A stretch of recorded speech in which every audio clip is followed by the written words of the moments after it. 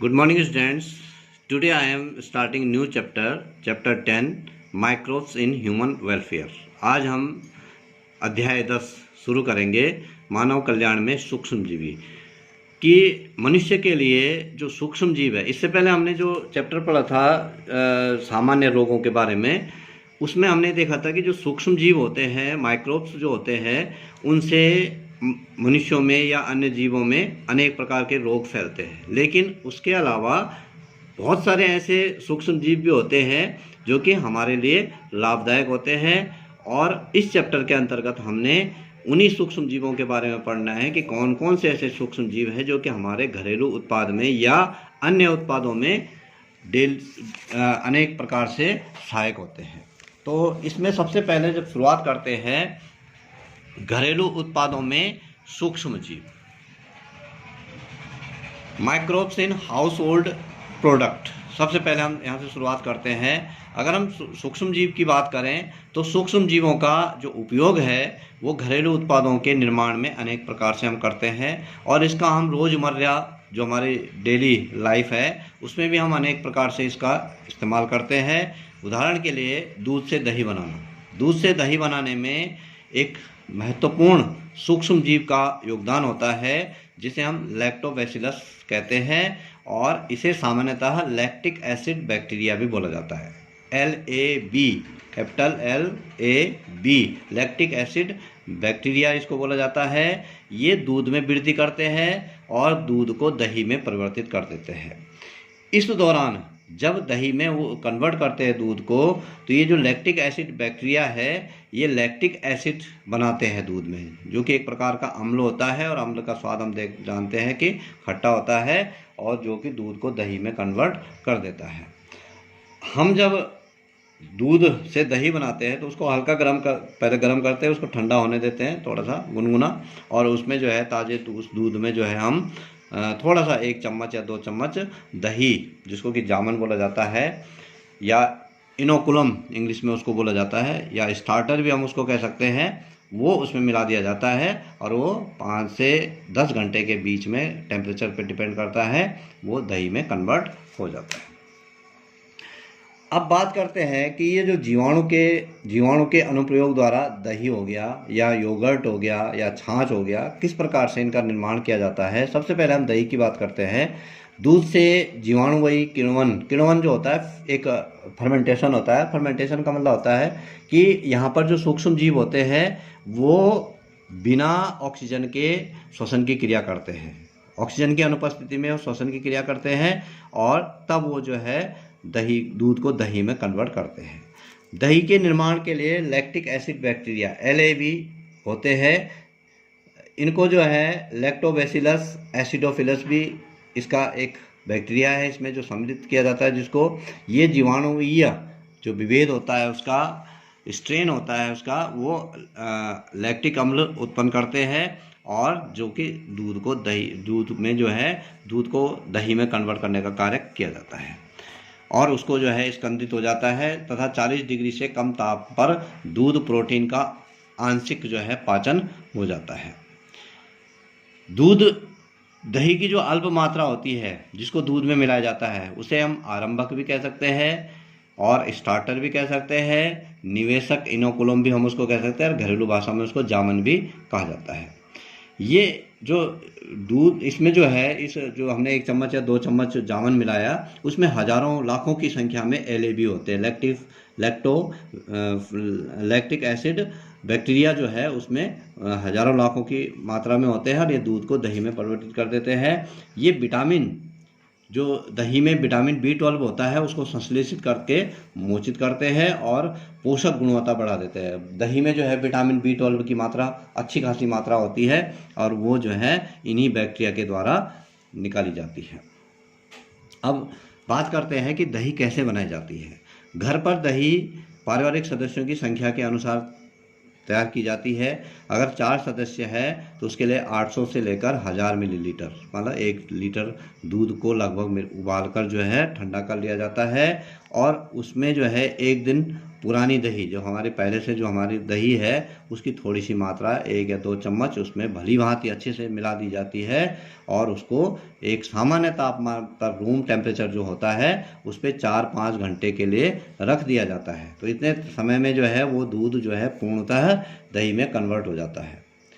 तो हमने जो है क्या किया, सबसे पहले 1000 मिलीलीटर दूध लिया, 1 लीटर दूध लिया और उसको जो है 10 से 20 मिनट तक उबाला और 37 डिग्री तक उसको ठंडा किया। पहले उबाला, रूम टेम्परेचर जो हमारा शरीर का तापमान होता है 37 डिग्री सेल्सियस, वहाँ तक उसको गुनगुना तक उसको ठंडा किया।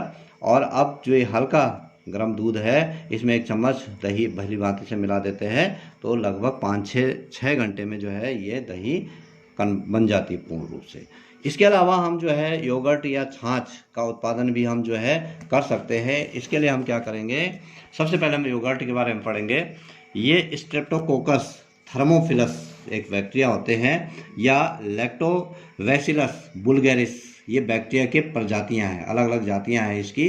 तो इन बैक्टीरिया के द्वारा, इन जीवाणुओं की मदद से दही को हम लगभग 40 से 60 डिग्री के तापमान पर जामन द्वारा उत्पन्न करते हैं। इतना टेम्परेचर हम रखते हैं और उसमें जो जामन है उसको डाल देते हैं और इसमें जो है उसका स्वाद बनाने के लिए जो हमें प्राप्त हुआ है, ये इसको योगर्ट नाम दिया जाता है। इसका स्वाद बनाने के लिए उसमें फलों द्वारा जो मीठा उनका वह रस है वो उसमें डाल दिया जाता है, जिससे कि वो स्वादिष्ट हो जाते हैं। अब हम बात करते हैं अगला, बटर मिल्क या छाछ जिसको कहते हैं।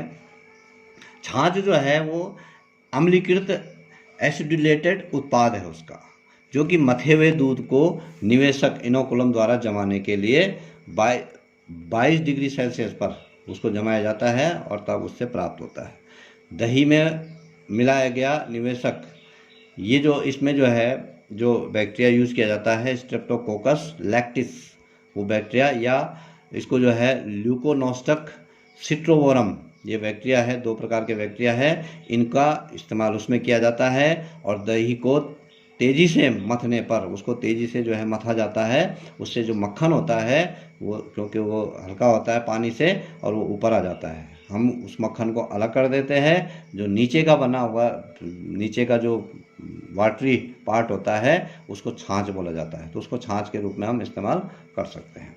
नेक्स्ट है पनीर का निर्माण, चीज़ प्रोडक्शन हम जिसको कहते हैं। इसमें जो पनीर का निर्माण है वो कई हज़ार वर्षों से जो है पूरे विश्व में जो है इसका उत्पादन किया जा रहा है। दूध से वसा व कैसीन प्रोटीन को हटा दिया जाता है इसके लिए, और इसको उसके बाद बनाया जाता है अनुकूलित वातावरण में विभिन्न प्रकार के जो दूध होते हैं उन पर जीवाणुओं की क्रिया की जाती है। 400 से अधिक प्रकार के पनीर जो है अलग अलग नामों से जो जाना जाता है उनका उत्पादन किया जाता है। इसके लिए जो जीवाणु है वह है स्ट्रेप्टोकोकस लैक्टिस या स्ट्रेप्टोकोकस क्रीमोसिस। ये 2 जीवाणु जो है इसके लिए रिस्पॉन्सिबल होते हैं जो कि पनीर का निर्माण करते हैं। एंजाइम से किण्वन करवाते हैं, इनमें जो है एंजाइम डाला जाता है, दही को अलग कर लिया जाता है और इसमें विशेष प्रकार का फफूंद या जीवाणु मिलाया जाता है। अलग प्रकार का एक फफूंद या जीवाणु इसमें डाल दिया जाता है, जिससे कि इसका स्वाद बदलकर पनीर के रूप में हो जाता है।